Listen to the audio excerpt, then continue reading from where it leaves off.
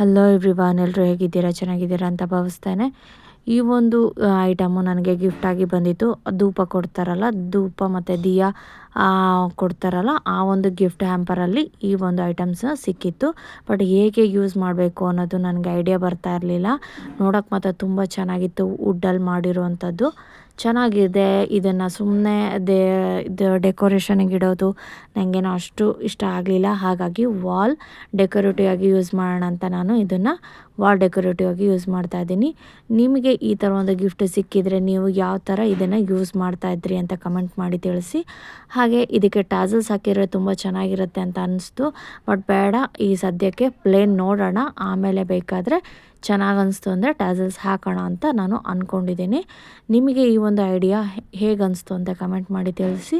ಹಾಗೆ ನೀವು ಈ ಒಂದು ಐಟಮ್ ಇದ್ದಿದ್ದರೆ ಯಾವ ಥರ ಡೆಕೋರೇಟಿವ್ ಆಗಿ ಯೂಸ್ ಮಾಡ್ತಿದ್ರಿ ಅನ್ನೋದು ಕೂಡ ನನಗೆ ತಿಳಿಸಿ.